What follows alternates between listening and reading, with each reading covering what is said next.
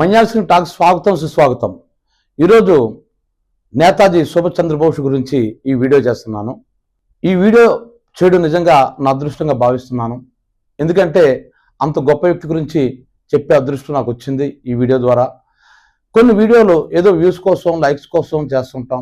కొన్ని వీడియోలు మాత్రం నిజంగా ప్రజలకి చాలా విషయాలు చెప్పాలనే తపంతో చెప్పడం జరుగుతుంది. అటువంటి వీడియోలు ఇదొకటి. నేతాజీ సుభాష్ చంద్రబోస్ గురించి చెప్పే ముందు అంతకు ముందే స్వామి వివేకానంద ఒక మాట అంటాడు. ఏమంటాడంటే, ఇనప కండరాలు, ఉక్కు నరాలు, వజ్ర సంకల్పం ఉన్నటువంటి 100 మంది యువకులను నాకు ఇస్తే నేను ఈ దేశ గతినే మార్చేస్తాను అని ఆయన అంటాడు.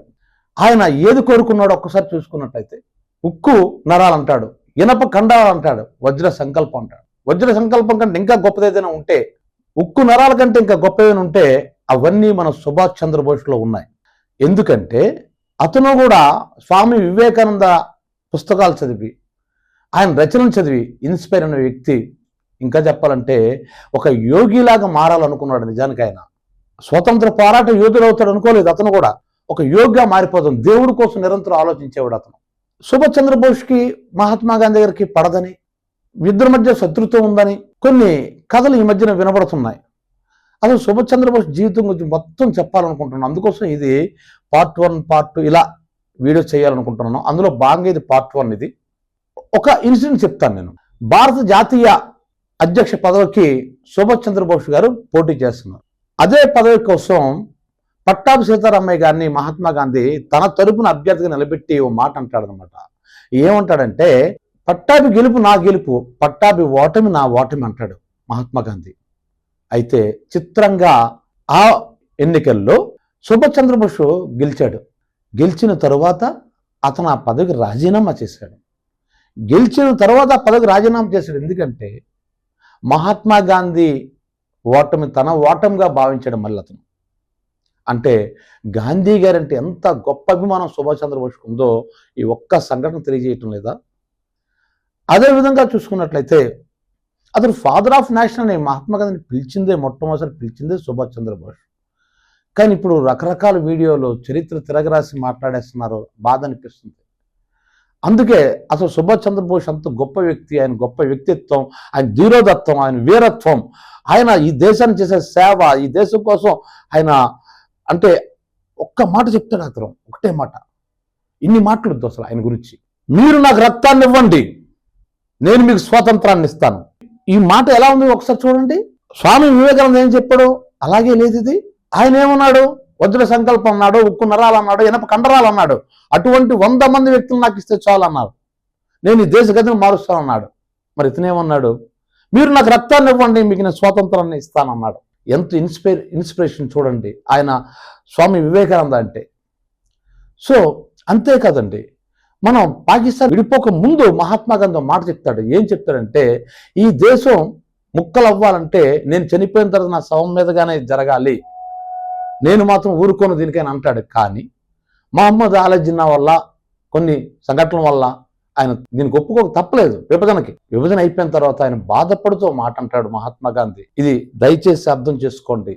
సుభాష్ చంద్రబోస్కి గాంధీ గారికి ఉన్నటువంటి అవ్యాజ్యమైనటువంటి ప్రేమ, ఒకరంటే ఒకరికి గౌరవం, ఇష్టం ఈ సంఘటన తెలియజేస్తుంది. ఆయన అంటాడు, మహాత్మా గాంధీ అంటాడు, ఇప్పుడు కానీ ఇటువంటి పరిస్థితుల్లో కానీ నా బిడ్డ సుభాష్ చంద్రబోస్ ఉంటే ఈ దేశం ఇలా ముక్కలైపోద్దా అని బాధపడ్డాడు.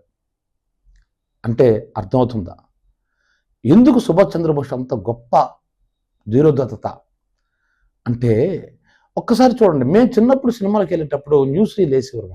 థియేటర్లో ఫస్ట్ న్యూస్ రీల్ వేస్తుండేవారు. ఆ న్యూస్ రీల్లో సుభాష్ చంద్రబోస్ గురించి చూపించేవారు అనుకోండి. అంటే మహాత్మా గాంధీ గురించి, వీళ్ళందరి గురించి, స్వతంత్ర పోరాటం గురించి చూపిస్తుండేవాడు. సుభాష్ చంద్రబోస్ రాగానే థియేటర్ అంతా మారు దొరికింది, వేలు వేసేవారు అందరూ. ఇది చాలా మందికి అనుభవం.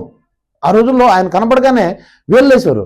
ఇదే మాట డైరెక్టర్ రామ్ గోపాల్ వర్మ ఒకసారి చెప్తూ, నేను ఒకసారి సినిమాకి వెళ్ళినప్పుడు ఇలా సుభాష్ చంద్రబోస్ కనబడగానే వేలు వేస్తారు అంటే, అప్పుడు మా ఫ్రెండ్ కూడా వేలేసాడు. అప్పుడు నేను అడిగాను, మా ఫ్రెండ్ నీకేం తెలియదు సుభాష్ చంద్రబోస్ గురించి అంటే, ఏం తెలియదండి, ఈ దేశం ఎవరికి సుభాష్ చంద్రబోస్ తెలియదు, కానీ ఎందుకో వేలేసేస్తారు అని రామ్ గోపాల్ వర్మ అన్నాడు. నేను దానికి జవాబు చెప్తున్నాను ఇప్పుడు ఈ సందర్భంలో.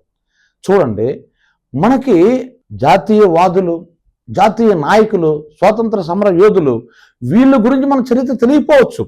కానీ ముఖ్యంగా ఒక భగత్ సింగ్, ఒక సుభాష్ చంద్రబోస్, అరవింద్ ఘోష్, ఇలాంటి వాళ్ళు ఎంతోమంది.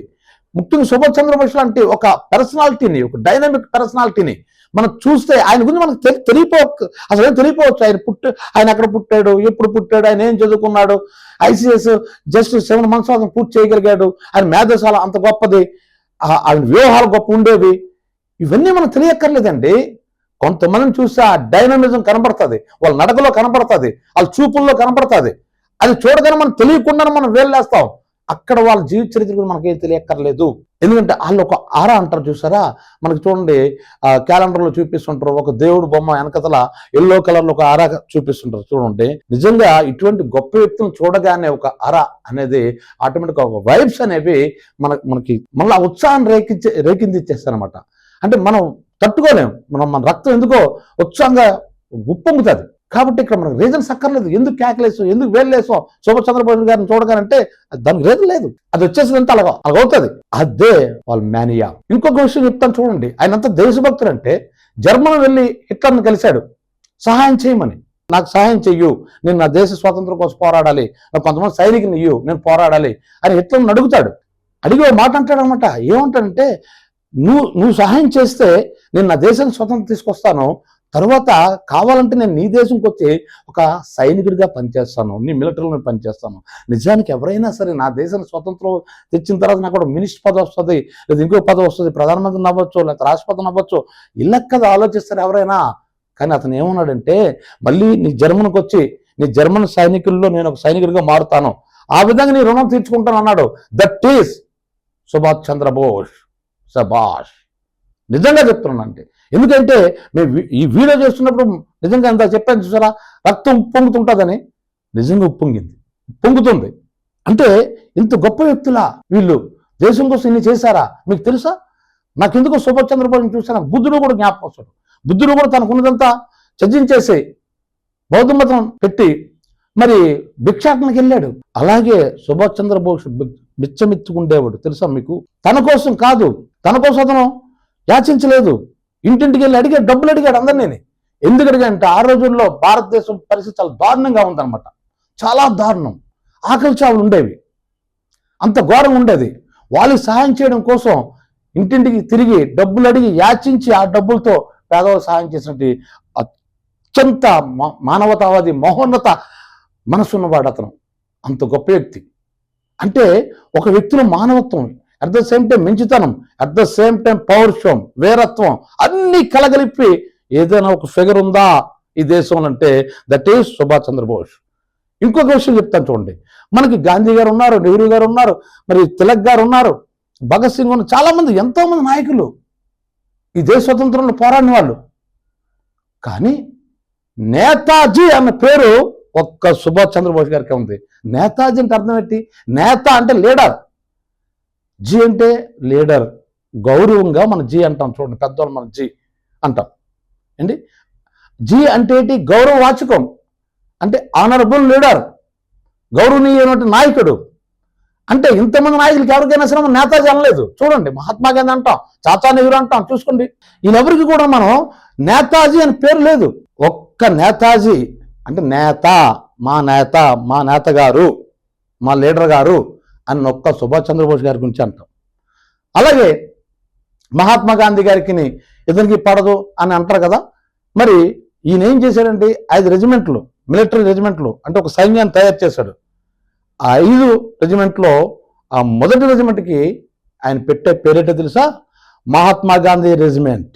అంటే మహాత్మా గాంధీని ఎంత గౌరవించాడో చూడండి ఆయన. నేతాజీకి మహాత్మా గాంధీ పడదని ఏదో చరిత్రను వక్రీకరించి కొంతమంది చెప్తుంటే నాలాంటి వ్యక్తులు బాధ అనిపించి ఈ వీడియో చేస్తున్నాను. అయితే నేతాజీ చరిత్రని జస్ట్ ఒక వీడియోలో 10 నిమిషాల్లో, పావు గంటలో చెప్పడం అనేది ఇంపాసిబుల్ థింగ్. కాబట్టి ఎంతో కొంత కుదించే మొత్తం అంతా చెప్పలేం. కాబట్టి అలాగని చెప్పి ఒక వీడియోతో మేము ఇది పూర్తి చేసుకోదలుచుకోలేదు. దీని తరకు పార్ట్ 1 ఇది, ఇంకా పార్ట్ 2 గట ఇంక వస్తుంది. దయచేసి ఈ వీడియోని మీరు ఆదరించండి. ఇంతకుముందు చెప్పినట్లు లైక్ల కోసం, షేర్ల కోసం కాదు, ఒక మన దేశ స్వాతంత్ర సమర యోధులు ఏ విధంగా దేశం కోసం త్యాగాలు చేశారు, ఇప్పుడు జరుగుతున్నటువంటి చరిత్ర ఎలా దాన్ని మారుస్తున్నారు, నిజాలేంటి అని మీరంతా తెలుసుకోవడం కోసం చాలా మందికి తెలియదని కాదు అండి, కానీ కొంతమంది వక్రీకరిస్తున్న కదా నిజాలు చెప్పడం కోసం వీడియో చేస్తున్నాను. ఇది పార్ట్ 1, పార్ట్ 2 అది త్వరలో వస్తుంది. ఈ వీడియో మీకు నచ్చినట్లయితే మంజాల్ సింగ్ టాక్స్కి లైక్ చేయండి, షేర్ చేయండి, సబ్స్క్రైబ్ చేయండి.